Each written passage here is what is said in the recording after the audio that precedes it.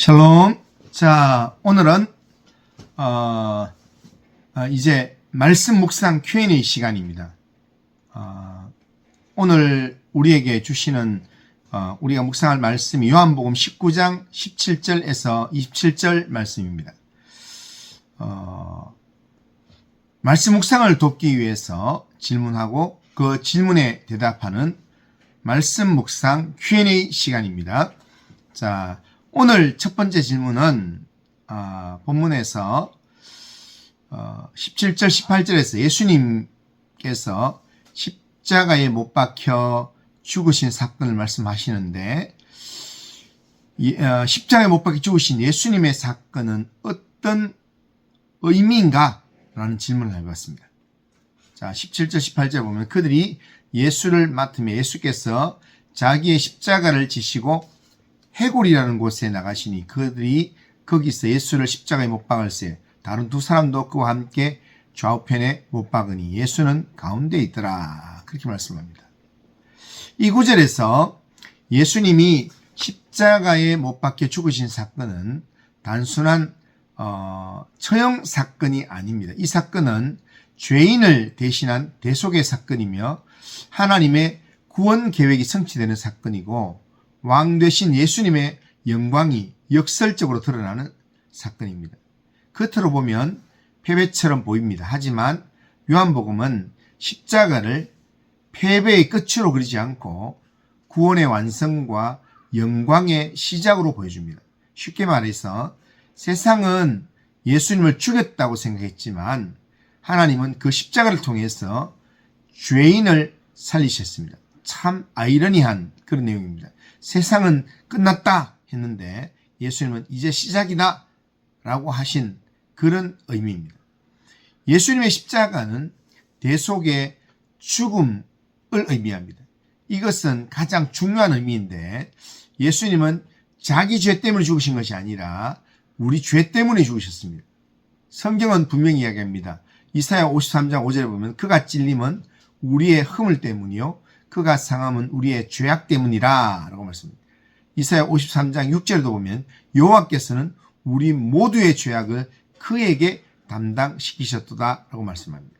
그리고 고린도전서 15장 3절에 보면 그리스도께서 우리를 위하여 죽으시고 라고 말씀합니다. 그리고 고린도 후서 5장 21절에 보면 죄를 알지도 못하신 이를 우리를 대신하여 죄로 삼으신 것은 이렇게 말씀합니다. 예수님의 십자가는 한 의로운 사람이 억울하게 죽은 그런 사건이 아니라 죄 없으신 하나님이 죄인의 자리를 대신 담당하신 사건입니다. 그러므로 십자가 앞에서 우리는 두 가지를 보게 됩니다. 첫째는 죄의 무게입니다. 죄는 가벼운 실수가 아닙니다. 하나님의 아들의 죽음이 아니고서는 해결될 수 없을 만큼 심각한 내용이 죄입니다. 그 죄의 무게를 우리가 보게 됩니다. 두 번째 우리가 보게 되는 것은 은혜의 깊이입니다. 하나님은 그 죄값을 우리에게 직접 갚게 하지 않으시고 예수님께 직접 담당시켰습니다. 다시 말하면 십자가는 죄의 심각성과 하나님의 사랑이 동시에 만나는 자리라 할 수 있습니다. 요한복음은 예수님의 죽음을 우연한 사고나 정치적 희생으로만 말하지 않습니다. 이것은 하나님께서 오래전부터 계획하신 구속사의 중심 사건입니다. 예수님은 끌려가시는 분처럼 보이지만 요한은 오히려 예수님이 자기 십자가를 지시고 나가셨다라고 기록합니다. 이 표현은 예수님이 억지로 희생당한 피해자가 아니라 아버지의 뜻에 순종하여 스스로 그 길을 가신 분임을 보여줍니다. 그리고 이 십자가는 19장 30절에서 다 이루었다로 연결됩니다. 다시 말하면 십자가는 실패가 아니라 사명의 완수라는 것입니다. 사람들은 예수님을 제거한다고 생각했지만 하나님은 그 사건을 통해서 인류 구원의 문을 여셨습니다. 악한 악인의 의도도 하나님의 구원 계획을 문드리지 못했습니다. 오히려 하나님은 그 악조차도 구원의 도구로 사용하셨습니다. 이 점은 오늘 우리에게도 큰 위로가 됩니다. 우리 인생에도 이해되지 않는 고난과 부당한 일이 있지만 십자가는 말합니다. 하나님은 가장 어두운 순간에도 구원의 길을 멈추지 않는다라는 그런 내용의 말씀 말입니다. 요한복음은 십자가를 단지 수치와 고통의 자리로만 묘사하지 않습니다. 물론 십자가는 처참한 자리입니다. 그러나 동시에 요한은 그 자리에서 예수님의 왕대심과 영광을 보게 합니다. 18절을 보면 예수님은 두 사람 사이에 가운데 계십니다. 겉으로 보면 죄수들 가운데 매달린 사형수입니다. 그러나 요한은 예수님을 중심에 둡니다. 이것은 단순한 위치 설명을 넘어서 예수님이 구원의 중심에 계심을 드러내는 표현으로 읽을 수 있습니다.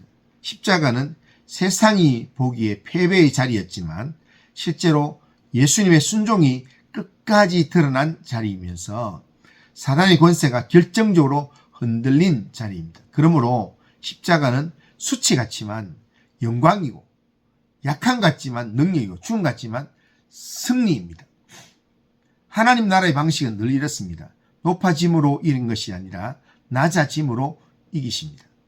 이 점에서 십자가는 세상의 승리 방식과 정반대입니다. 그래서 인간의 계산기로는 잘 안 풀립니다. 하나님의 나라는 늘 다른 계산입니다. 결론적으로 말하면 본문에서 예수님의 십자가 사건은 죄인을 대신한 대속의 사건이며 하나님의 구원이 성취되는 사건입니다. 그리고 하나님의 사랑이 절정으로 나타나는 사건이며 왕 대신 예수님의 영광과 승리가 드러나는 사건입니다. 그러므로 십자가는 단순한 비극이 아닙니다. 그것은 복음의 중심이고 구원의 문입니다. 우리의 삶을 새롭게 하는 하나님의 능력입니다. 이것을 한 문장으로 정리하면 예수님의 십자가는 죄인을 살리기 위해 하나님의 아들이 대신 형벌을 당하신 구원의 중심 사건이다 라고 말할 수 있습니다. 자, 그러면 두 번째 질문입니다. 요한복음 19장 19절에서 총독 빌라도가 예수님을 못 박은 십자가 위에 나사렛 예수 유대인의 왕이라 썼는데 나사렛 예수 유대인의 왕이라 쓴 이유가 무엇일까요? 자, 빌라도가 이 문구를 쓴 이유는 여러 가지 이유를 설명할 수 있습니다. 그 이유를 정리해 보면 첫째는 로마의 공식적인 형벌 절차로서 죄목을 표시하는 것입니다. 당시 로마는 십자가형을 집행할 때에 죄목을 명시하는 표지판을 거기에 붙였습니다. 이는 일종의 공개 경고입니다. 이 사람은 이 죄 때문에 이렇게 처형되었다라는 그런 경고의 내용입니다. 다른 사람들에게 두려움을 주는 효과가 있습니다. 그래서 빌라도는 예수님의 죄목을 이렇게 기록한 겁니다. 유대인의 왕. 이것은 다르게 말하면 로마 입장에서 보면 예수님의 죄는 정치적 반역이라는 겁니다. 그래서 그것을 표시했다라고 할 수 있습니다. 두 번째 빌라도가 그걸 붙였던 이유는 유대 지도자들을 향한 빌라도의 복수입니다. 복음서를 보면 빌라도는 예수님이 실제로 반역자가 아니라는 것을 알 수 있었습니다. 하지만 유대 지도자들의 압박 때문에 어쩔 수 없이 예수님을 처형하는 일을 승인하게 됩니다. 그 과정에서 빌라도는 상당히 불쾌했을 것입니다. 그래서 이 문구는 단순한 죄목이 아니라 유대 지도자들 향한 정치적 조롱의 의미를 담고 있습니다. 그 의미는 너희가 그렇게 죽이라고 한 이 사람이 바로 너희 왕이다 라는 그런 의미입니다. 그래서 실제로 유대인들이 이 문구를 보고 문구를 바꿔달라고 요청을 합니다. 자칭 유대인의 왕이라 써달라고 그렇게 합니다. 그러나 빌라도는 단호하게 거절합니다. 내가 쓸 것을 썼다 이렇게 얘기합니다. 이 말은 거의 이런 느낌의 말입니다. 난 일부러 이렇게 쓴 거다. 고쳐줄 마음이 없다 라는 그런 의미입니다. 다시 말하면 이 표지는 유대 지도자를 향한 빌라도의 냉소이면서 정치적 신경전, 은근한 복수의 그런 표시라 할 수 있습니다. 그러나 나사렛 예수 유대인의 왕이라는 이 표시는 거기에서 더 깊은 의미가 있습니다. 요한복음의 신학적 핵심이 이 문구에 드러나는데 빌라도는 조롱하려고 그 문구를 썼지만 결과적으로는 완전히 참된 고백을 하게 됩니다. 예수님은 실제로 유대인의 왕이십니다. 이게 요한복음이 말하고자 하는 내용이고 또한 이 요한복음에 흐르는 이 문맥 속에서의 아이러니입니다. 인간은 조롱한다고 말했는데 하나님은 그 내용으로 진리를 선포하게 하셨습니다. 더 놀라운 사실은 요한복음 19장 20절에 보면 이 글자가 세 가지 언어로 기록됐다고 합니다. 히브리어, 로마어, 헬라어. 근데 히브리어는 그 당시에 종교적인 언어였습니다. 그리고 로마어는 정치 권력의 언어였습니다. 그리고 헬라어는 그 당시에 세계 공용어였습니다. 이건 단순한 행정적 편의의 그런 표시가 아니었습니다. 그 의미는 예수님이 특정 민족의 왕이 아니라 온 세상의 왕이시다라는 것을 공식적으로 선포하는 것입니다. 십자가 위에 표지판은 온 인류를 향한 공식 선언이었습니다. 왕의 즉위식이 지금 보통은 왕궁이나 왕자, 화려한 의식을 통해서 즉위를 합니다. 보통 왕은 그렇게 즉위를 합니다. 그런데 예수님의 즉위식은 십자가에서 이루어졌다는 겁니다. 가시관, 왕관 대신에 가시관을 쓰고 왕좌가 아닌 십자가 위에 예수님께서 쓰셨고 이렇게 찬양이 아니라 조롱의 말들이 있는 그런 즉위식이었습니다. 그런데 요한은 이 장면을 통해서 이것이 진짜 왕의 모습이다 라고 말하고 있습니다. 예수님은 힘으로 군림하는 왕이 아니라 자기를 내어주는 왕입니다. 그래서 십자가 위의 문구는 비극이 아니라 왕의 선언문입니다. 정리하면 이 19절의 의미는 인간적인 의도는 정치적인 조롱, 유대인에 대한 비꼬는 그런 내용이고 형벌을 공지하는 내용이다 할 수 있습니다. 하지만 하나님의 의도는 예수님의 왕되심을 선언하는 것이고 메시아의 정체를 온 세상에 공개하는 그런 표지라 할 수 있습니다. 인간은 조롱했지만 하나님은 진리를 선포하셨습니다. 이 말씀은 우리의 삶에 직접적인 질문을 던집니다. 나는 예수님을 어떤 왕으로 받아들입니까? 유대인들은 원했습니다. 정치적인 왕, 문제를 해결하는 해결자, 현실적인 메시아, 그런 왕을 원했습니다. 하지만 십자가의 왕은 다릅니다. 고난의 왕이고 희생의 왕이고 순종의 왕이고 그런 하나님의 뜻을 이루는 왕입니다. 나는 어떤 예수를 믿고 있습니까? 성경은 우리에게 분명한 메시지를 이야기합니다. 십자가를 통해서 드러난 왕권을 우리가 인정하는가? 라고 묻습니다. 예수님의 왕권은 힘이 아니라 사랑과 희생으로 드러납니다. 그래서 신앙은 이렇게 바뀝니다. 내 인생에 내가 왕이다 이게 아니라 예수님이 내 삶의 왕이다 라고 바뀌어야 된다. 나는 그 왕의 통치를 실제 따르고 있는가? 유대인의 왕이라는 문구는 단순한 정보가 아니라 결단을 요구하는 문구입니다. 그 왕을 인정할 것인가? 아니면 여전히 내 삶의 방식으로 살 것인가를 이렇게 결정하게 하는 그런 선언입니다.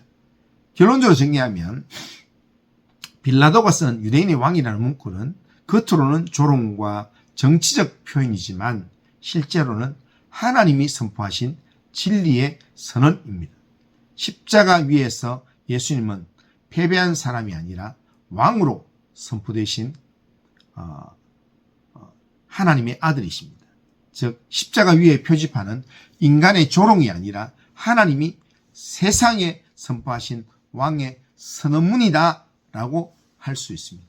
그런 의미로 그렇게 그게 기록되었다라는 것입니다. 마지막에 지금 시간이 많이 갔지만 세 번째 질문 간단하게 한번 해보면 요한복음 19장 27절에서 십자가상에서 예수님은 자기 어머니 마리아를 왜 제자 요한에게 맡기셨는가라는 것입니다. 예수님은 십자가 아래에 서 있는 어머니와 사랑하는 제자를 보시고 어머니에게 보소서 아들입니다 라고 하고 제자에게는 보라 네 어머니라 라고 말하면서 그때부터 그 제자가 마리아를 자기 집에 모셨다라고 합니다.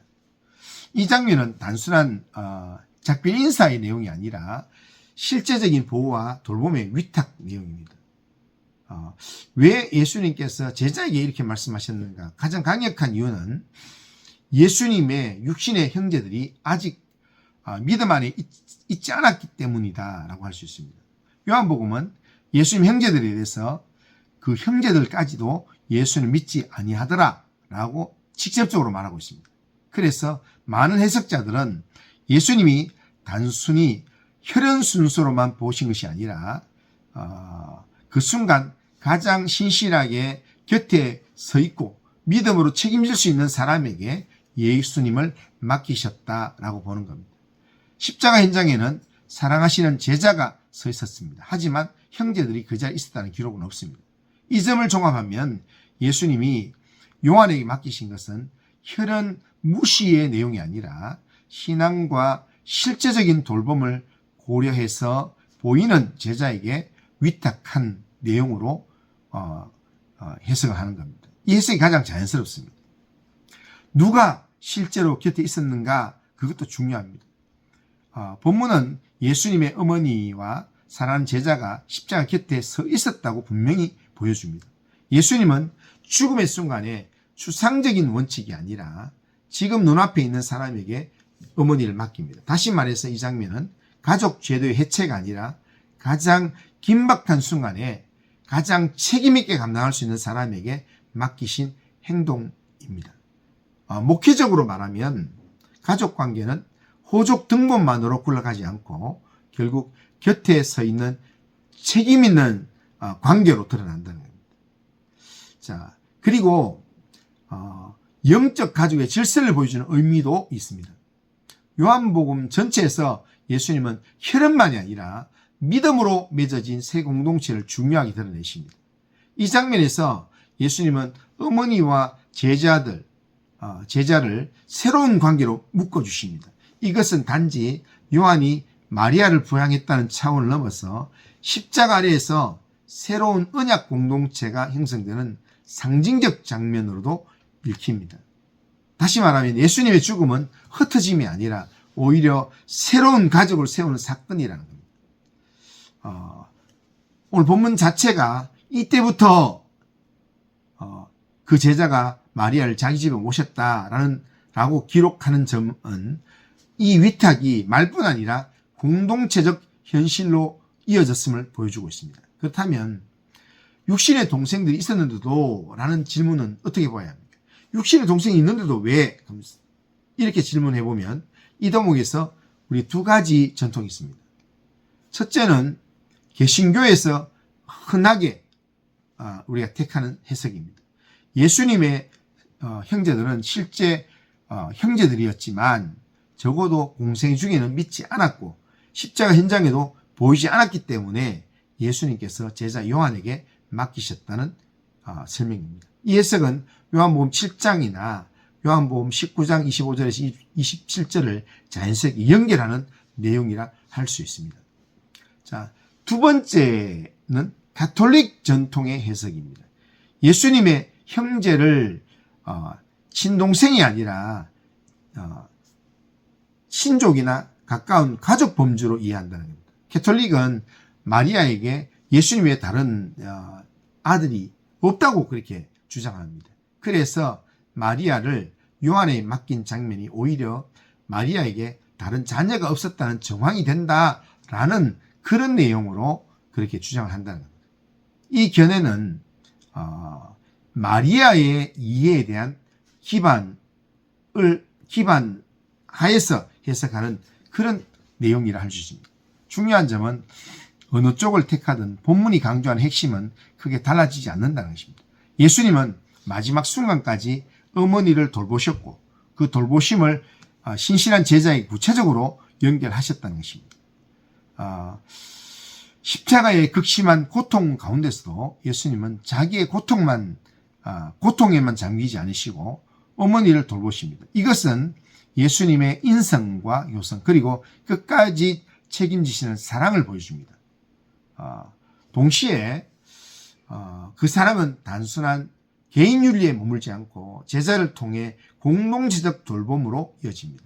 곧 십자가는 구원의 사건일 뿐 아니라 새로운 가족 질서와 윤리 책임을 낳는 사건이기도 합니다. 그래서 정리해보면 예수님이 마리아를 육신의 형제들이 아니라 요한에게 맡기신 가장 설득력 있는 이유는 첫 번째, 그 순간 형제들은 아직 믿음 안에 있지 않았고, 두 번째, 요한은 십자가 곁에 끝까지 서 있었으며, 세 번째, 예수님은 혈연을 넘어서 믿음의 공동체 안에서 새 가족을 세우셨기 때문이라는 겁니다. 이것을 한 문장으로 말하면 예수님은 단지 혈연상 가장 가까운 사람에게가 아니라 그 순간 믿음으로 곁에 서서 끝까지 책임질 제자에게 어머니를 맡기심으로 십자가 아래에서 새 가족 공동체를 세우신 내용이다 라는 말입니다. 자, 이상으로 오늘 본문에 대한 말씀 Q&A 시간을 마치겠습니다. 모쪼록 위에서 언급한 말씀 묵상 Q&A가 말씀 묵상을 하는데 조금이라도 도움이 되길 바랍니다. 오늘도 즐거운 하루 되시길 바랍니다. 말씀 묵상 Q&A 시간 마치겠습니다. 샬롬.